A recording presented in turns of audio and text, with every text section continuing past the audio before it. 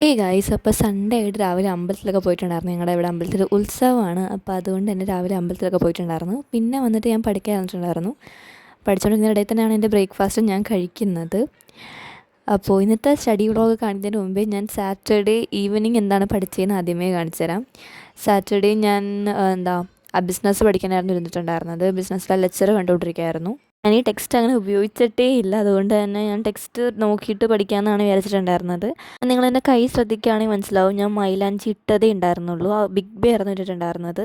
ആദ്യം അൽത്തി ഇടാനാണ് പ്ലാൻ ചെയ്തത്, പിന്നെ ബിഗ് ബി ഇട്ടിട്ടുണ്ടായിരുന്നത്. ആണെങ്കിൽ ഇങ്ങനെ പീലായി പോകുന്നൊരു ടൈപ്പാണ്. അപ്പോൾ ഇടയ്ക്കിടയ്ക്ക് അതിങ്ങനെ ഞാൻ എടുത്ത് മാറ്റി കളയുന്നുണ്ട്. വീഡിയോയുടെ ഇടയിൽ നിങ്ങൾക്ക് നോക്കുകയാണെങ്കിൽ കാണാൻ പറ്റും. എൻ്റെ ഞാൻ പറഞ്ഞിട്ടുണ്ടായിരുന്നല്ലോ, എൻ്റെ ഇവിടെ അമ്പലത്തിൽ ഉത്സവമാണ്. അപ്പോൾ അതിൻ്റെ ഭാഗമായിട്ട് ഡാൻസും കാര്യങ്ങളൊക്കെ ഉണ്ട്, തിരുവാതിരയൊക്കെ ഉണ്ട്. അപ്പോൾ അതിന് വേണ്ടിയിട്ടാണ് രണ്ട് കയ്യിലും മൈലാഞ്ചിയൊക്കെ ഇട്ട് വെച്ചിരിക്കുന്നത്. ഇനി കാലിലിടാനുണ്ട്. കാലിൽ സൺഡേ ഞാൻ ഇടത്തുള്ളൂ. എന്തായാലും സൺഡേ ആണ് ഞങ്ങളുടെ തിരുവാതിര ഉള്ളത്. അപ്പോൾ തലേദിവസം ആയിട്ട് തന്നെ ഇതെല്ലാം സെറ്റാക്കി വെച്ചിട്ടുണ്ടായിരുന്നത്.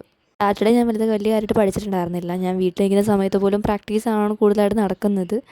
ഇടയ്ക്കൊന്ന് പഠിക്കുന്നതേ ഉള്ളൂ. അത് ഞാൻ വീഡിയോ ക്യാപ്ചർ ചെയ്യാനും വിട്ടു പോകാറുണ്ട്.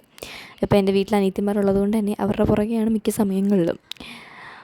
അപ്പോൾ അന്നത്തെ ദിവസം അത്രയൊക്കെ തന്നെ പഠിച്ചിട്ടുണ്ടായിരുന്നുള്ളൂ. കുറച്ച് ലെക്ചർ കാണലായിരുന്നു മെയിനായിട്ടുണ്ടായിരുന്നത് ബിസിനസ്സിൻ്റെ.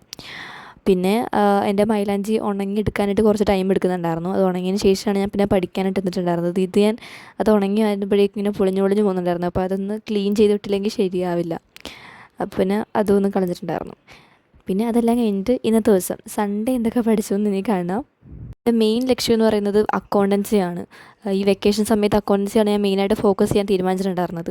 പക്ഷെ അത്രയും കൂടെ നടന്നില്ല. എന്നാലും ഏകദേശമൊക്കെ ഒന്ന് സെറ്റാക്കിയിട്ടുണ്ടായിരുന്നു. ഞാൻ വെക്കേഷന് മുമ്പുള്ള എൻ്റെ അക്കൗണ്ടൻസിയുടെ കണ്ടീഷൻ വെച്ച് പോകുമ്പോൾ പിന്നെയും ഭേദമുണ്ട്.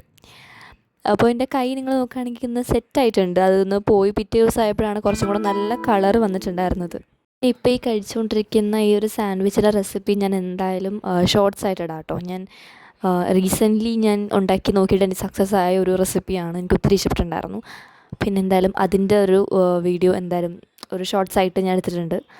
അത് ഇന്നോ നാളെ ആയിട്ട് ഞാൻ എന്തായാലും അപ്ലോഡ് ചെയ്യാം. ആദ്യമേ അക്കൗണ്ടൻസിയിലൊരു നെക്സ്റ്റ് ഓപ്പോസിൻ്റെ ഒരു ലെക്ചറാണ് കണ്ടുകൊണ്ടിരുന്നത്. ഒരു ഹിന്ദിയിലാണ് സാറ് ക്ലാസ് എടുക്കുന്നത്. അതാണ് ആദ്യമേ കണ്ടുകൊണ്ടിരുന്നത്. പക്ഷേ എനിക്കെന്തോ അതങ്ങോട്ട് സെറ്റാവുന്നില്ല. കാരണം ഈ ചാപ്റ്റർ എനിക്ക് അത്രയ്ക്ക് അങ്ങോട്ട് സെറ്റായിട്ടില്ല. അതിൻ്റെ പുറമെ ഹിന്ദിയിൽ കൂടെ കാണുമ്പോഴേക്കും കിളി പോകുന്നുണ്ടായിരുന്നു. ലാസ്റ്റ് ഞാനത് മാറ്റിയിട്ട് സൈലം എടുത്തിട്ടുണ്ടായിരുന്നു. ഞാൻ എപ്പോഴും എനിക്ക് എന്തെങ്കിലും ഒരു ടോപ്പിക്ക് ഒട്ടും മനസ്സിലാകുന്നത് തോന്നുകയാണെങ്കിൽ ഉടനെ സൈലം എടുക്കും, അവിടെ നിന്ന് കാണും. അപ്പോൾ അവിടുത്തെ സാർമാരൊക്കെ നല്ല ചില്ലാണ്, നല്ല അടിപൊളിയായിട്ട് പഠിപ്പിച്ച് തരും. പിന്നെ ഞാൻ സൈലത്തിൻ്റെ ലെക്ചർ കണ്ടുകൊണ്ടിരിക്കുകയായിരുന്നു. അതിൻ്റെ ആ ഒരു ചാപ്റ്റർ ഫുള്ളും സൈലം നോക്കിയിട്ടാണ് പഠിച്ചിട്ടുണ്ടായിരുന്നത്. പഠിക്കുന്നതിൽ മെയിനായിട്ട് ശ്രദ്ധിക്കേണ്ടത് കോൺസെപ്റ്റാണ്. കോൺസെപ്റ്റ് മനസ്സിലാക്കുകയാണെങ്കിൽ പെട്ടെന്ന് ഈ ചാപ്റ്റർ തീരും. എനിക്ക് കോൺസെപ്റ്റ് മനസ്സിലാവാത്തതിന് നല്ല ബുദ്ധിമുട്ടുണ്ടായിരുന്നു. ഞാൻ തിയറി പോർഷൻസ് വലുതായിട്ട് ശ്രദ്ധിക്കാറില്ലാത്ത ഒരാളാണ്. അതുകൊണ്ട് തന്നെയാണ് ഈ കോൺസെപ്റ്റ് എനിക്ക് പ്രോപ്പറായിട്ട് മനസ്സിലാവുന്നതും പിന്നെ ഇങ്ങനെ നിന്ന് പോയതും. ഈ ചാപ്റ്റർ കുറച്ചും കൂടെ ബുദ്ധിമുട്ടാവാനുള്ള കാരണം അത് തന്നെയാണ്. ഇപ്പോൾ സൈലത്തിൻ്റെ ഈ ഒരു ക്ലാസ് കേട്ടപ്പോഴേക്കും എനിക്ക് കുറച്ചും കൂടെ മനസ്സിലായിട്ടുണ്ടായിരുന്നു. അത് കോൺസെപ്റ്റ് തന്നെ നല്ല അടിപൊളിയായിട്ട് സാറ് ഇരുത്തി പറഞ്ഞ് വന്ന് ഒന്ന് സെറ്റായിട്ടുണ്ടായിരുന്നു. പിന്നെ ഇക്വേഷൻസും കാര്യങ്ങളൊക്കെ കിട്ടുന്നതൊക്കെ ഞാൻ എന്തായാലും എൻ്റെ സ്റ്റിക്കി നോട്ടിൽ എഴുതിയിട്ട് ഇപ്പോൾ ഒട്ടിച്ച് വെക്കാറുണ്ട്. ലൈക്ക് മെയിനായിട്ടുള്ള ഇക്വേഷൻസൊക്കെ ഞാനിങ്ങനെ എൻ്റെ വോളിൽ തന്നെ ഒട്ടിച്ച് വെച്ചിട്ടുണ്ടായിരിക്കും. കാരണം എനിക്ക് അടുത്ത വർഷം ഇത് വേണ്ടി വരുമായിരിക്കും എന്നുള്ളതിൽ ഞാൻ എടുത്ത് ഒട്ടിച്ച് വെച്ചിട്ടുണ്ടായിരുന്നു. ഇത് ഡിപ്രീസിയേഷൻ ചാപ്റ്ററിലെ ഇക്വേഷനാണ്. അപ്പോൾ എന്തായാലും ഇമ്പോർട്ടൻ്റ് ആയിരിക്കുമല്ലോ. അതുകൊണ്ട് തന്നെ ഞാൻ സ്റ്റിക്കി നോട്ടിൽ അത് എഴുതിയിട്ട് ഒട്ടിച്ച് വെച്ചിട്ടുണ്ടായിരുന്നു. കഴിഞ്ഞ വർഷം ലൈക്ക് 10th ഞാൻ പഠിച്ചുകൊണ്ടിരുന്ന സമയത്ത് വരുന്ന എല്ലാ മെയിനായിട്ടുള്ള സംഭവങ്ങളൊക്കെ ഞാൻ പേപ്പറിൽ എഴുതിയിട്ട് ഗ്ലൂ വെച്ച് വോളിൽ ഒട്ടിക്കുകയാണ് വെച്ച് ചെയ്തിട്ടുണ്ടായിരുന്നത്. പക്ഷേ അത് വോളിൽ നിന്ന് പറഞ്ഞിങ്ങനെ പോകാനായിട്ട് ഭയങ്കര ബുദ്ധിമുട്ടാണ്. അതുകൊണ്ട് തന്നെ ഞാൻ ഇപ്രാവശ്യമൊക്കെ ചെയ്തുകൊണ്ടിരിക്കുന്നത് സ്റ്റിക്കി നോട്ടിൽ ജസ്റ്റ് അതും സ്റ്റിക്കി നോട്ട് കൊണ്ട് ഞാൻ പണ്ട് ചെയ്യുമ്പോഴും ഞാൻ ഇങ്ങനെ ഗ്ലൂ വെച്ചാണ് സ്റ്റിക്ക് ചെയ്തുകൊണ്ടിരുന്നത്. ഇപ്പം ഞാനത് ചെയ്യാറില്ല. ജസ്റ്റ് ചുമ്മാ ഒന്ന് നമ്മൾ ആ ഒരു ഇത് കുഴപ്പമില്ലല്ലോ, കുറച്ച് കഴിയുമ്പോൾ നമുക്ക് തന്നെ പറിച്ച് മാറ്റുകയാണെങ്കിലും വോളിൽ പ്രത്യേകിച്ച് കുഴപ്പമുണ്ടാവില്ലല്ലോ. അപ്പോൾ അങ്ങനെയാണ് ചെയ്തുകൊണ്ടിരിക്കുന്നത്. പിന്നെ 2026 തുടങ്ങിയതിന് ശേഷം മര്യാദയ്ക്ക് വ്ളോഗൊക്കെ അപ്ലോഡ് ചെയ്യാൻ പറ്റണം എന്നായിരുന്നു എൻ്റെ മെയിനായിട്ടുള്ള ഉദ്ദേശം. അതെന്തായാലും നടന്നിട്ടില്ല. 2 ദിവസം ഞാൻ മര്യാദയ്ക്ക് വീഡിയോ അപ്ലോഡ് ചെയ്തിട്ടില്ല. എൻ്റെ ഒരു ന്യൂ ഇയർ റെസൊല്യൂഷനിൽ പെടുന്നൊരു സംഭവമായിരുന്നു ഇത്. ഡെയിലി നല്ലതുപോലെ വീഡിയോ അപ്ലോഡ് ചെയ്യണം.